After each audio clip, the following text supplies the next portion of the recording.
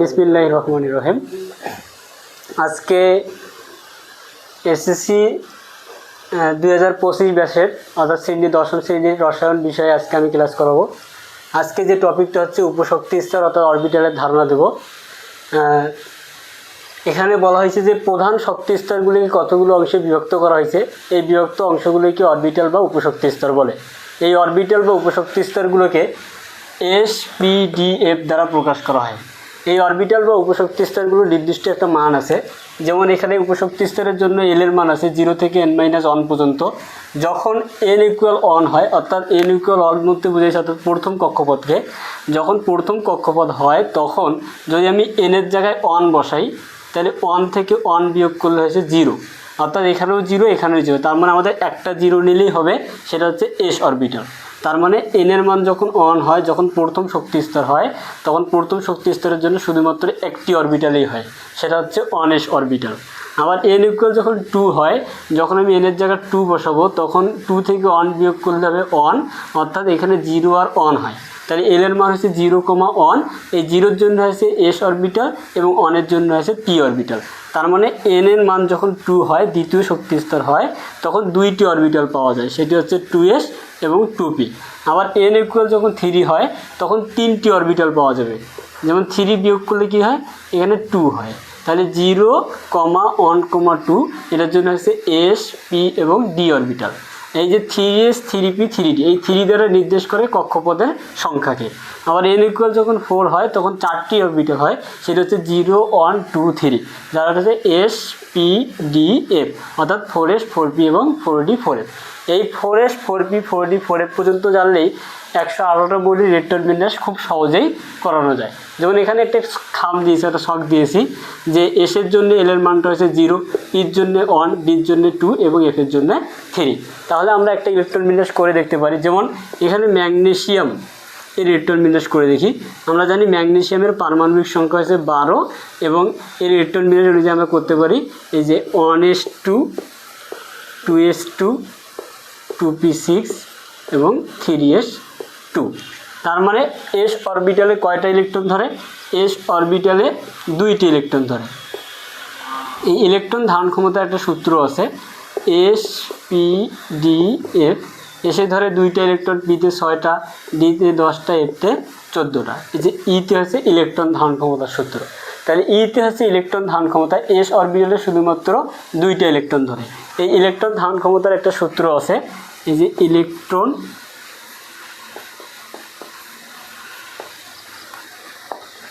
ধারণ ক্ষমতা। ইলেকট্রন ধারণ ক্ষমতার সূত্র 2 × 12+1, অর্থাৎ যখন আমরা L এর মান 0 বসাবো তখন 2 এর সাথে 0 গুণ করলে হবে 0 এবং 0-এর সাথে 1 যোগ করলে হয় 1, 1-এর সাথে আবার 2 গুণ করলে হয় 2। তার মানে S অরবিটালে ধরবে 2টা ইলেকট্রন। আবার L এর মান যখন 2 হবে অর্থাৎ L এর মান যখন 1 হবে তখন 2 × 2, 2 আর 1 3, 3 × 2 = 6। তার মানে P অরবিটালে ধরে 6টা ইলেকট্রন। আবার L এর মান যখন 2 হবে তখন হবে D অরবিটাল। এখন 2 × 2 = 4, 1 5, 5 × 2 = 10, এই জন্য হবে তখন D অরবিটাল ইলেকট্রন ধরে 10টি। আবার L এর মান যখন 3 হবে তখন হবে F অরবিটাল। তাহলে L এর মান আমি যদি 3 বসাই তাহলে 3 × 2 = 6, 6 আর 1 7, 7 × 2 = 14, এই জন্য F অরবিটালে 14টা ইলেকট্রন ধরে। এই অনুযায়ী আমরা ইলেকট্রন বিন্যাস খুব সহজেই করতে পারবো।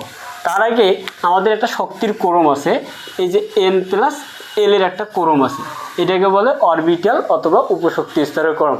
এখন কোন অরবিটালে আগে ইলেকট্রন প্রবেশ করবে, কোন অরবিটালে পরে ইলেকট্রন প্রবেশ করবে, সেটা নির্ভর করবে এই n+L এর মানের উপর নির্ভর করে। তাহলে n+L এর মানের উপর নির্ভর করে অরবিটালের ক্রমটা একটু দেখাই। তাহলে n+L এর মানের উপর নির্ভর করে অরবিটালের ক্রমটা হচ্ছে এরকম। যেমন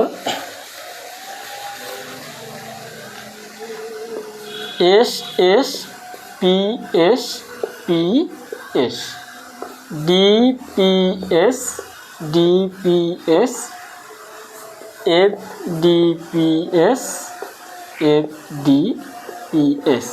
তাহলে এখান থেকে আমরা লিখতে পারি প্রথমে 1s, তারপর 2s, 2p, তারপর 2s হচ্ছে এবার হবে 3s, তারপর 3p, তারপর হচ্ছে 4s, তারপর এটা হচ্ছে 4d, তারপর এখানে হবে 4p, তারপর এখানে হচ্ছে 5s, তারপরে এখানে হচ্ছে 3d, তারপর এখানে হচ্ছে 5p, এখানে 6s, তারপর এখানে 4f, তারপর 4d, তারপর হচ্ছে 6p, তারপর হচ্ছে 7s, তারপর 5f, তারপর হচ্ছে 5d, তারপর হচ্ছে 8।